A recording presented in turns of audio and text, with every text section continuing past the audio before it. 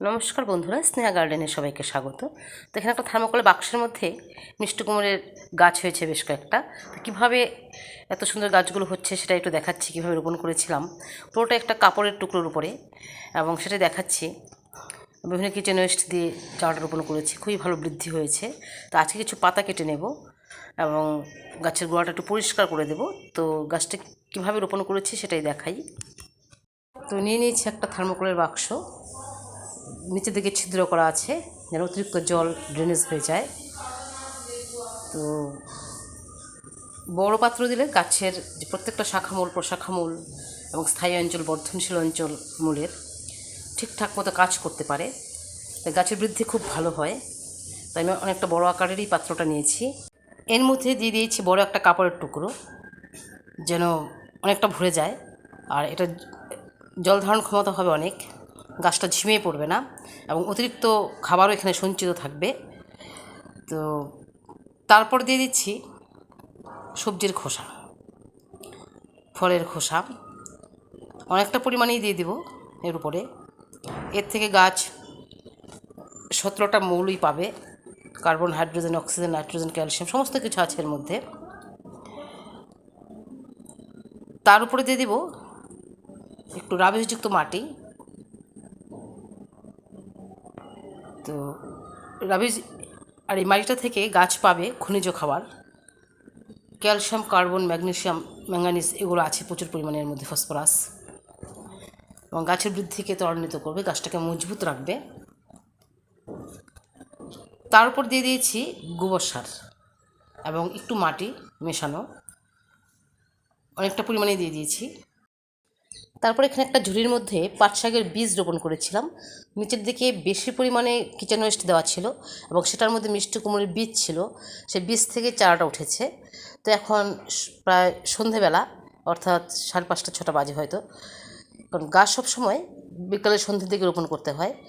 তো সন্ধ্যের দিকে কারণ বাষ্পমোচন হয় না, তাই গাছটা খুব ভালো থাকে।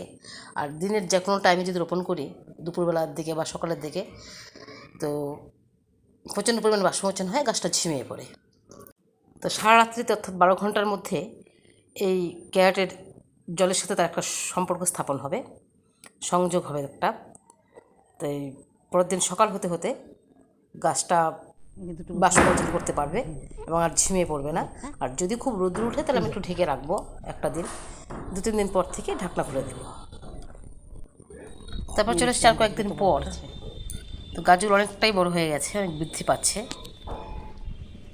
এবং সবুজ সতেজ, কোনো রোগ পোকার আক্রান্ত নেই।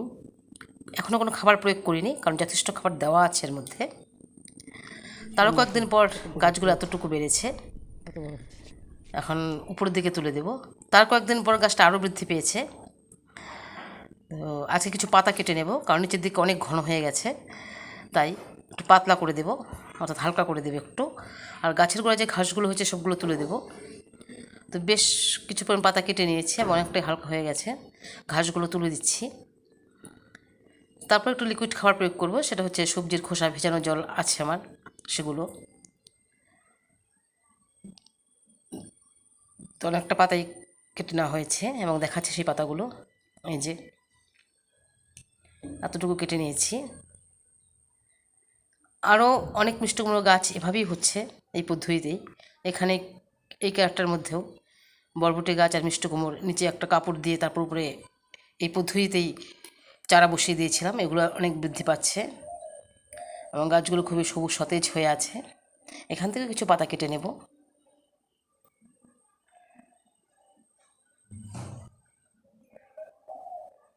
তারপর এদিকেও মিষ্টি কুমড়োর গাছ আছে একটা,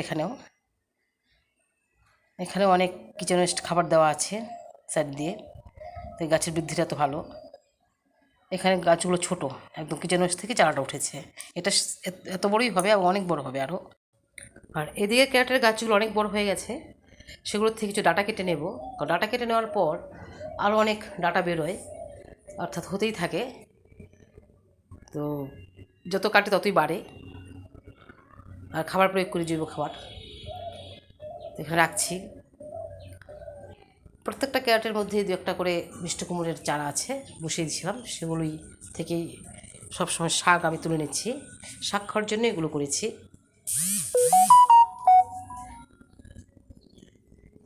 খুব সহজ পদ্ধতিতে মিষ্টি কুমড়োর গাছ হয় ছাদ বাগানে, তেমন কোনো পরিচর্যার দরকার হয় না, রোগ পোকার আক্রান্ত খুবই কম হয়। তো অনেক ডাটাই হচ্ছে।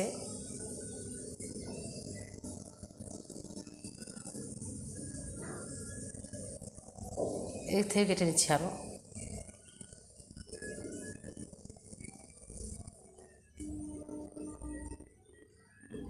তারপর সবগুলো একসঙ্গে করে দেখাই, এতটুকু হয়েছে।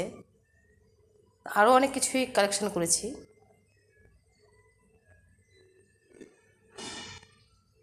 পুরোটা দেখাচ্ছি।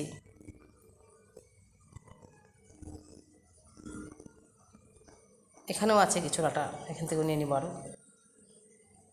এতগুলো হলো। তারপর আরও অন্যান্য শাকসবজিও আছে, সেগুলোও নিয়েছি অনেক। এখানেও অনেক শাক হচ্ছে, এখান থেকে কয়েকটা মিষ্টি কুমড়ো ডাটা কেটে নেব, কেটে নেওয়ার পর এখান থেকে আরও অনেক বেরিয়ে আসবে। তো এরকম অনেক হচ্ছে, তো খুব সহজভাবেই আমরা ছাদ বাগানে মিষ্টি কুমড়োর গাছ করতে পারি। তো আজ ভিডিওটা এখানেই রাখছি, দেখা হয় পরবর্তী ভিডিওতে। ততক্ষণে আপনারা ভালো থাকবেন এবং সুস্থ থাকবেন।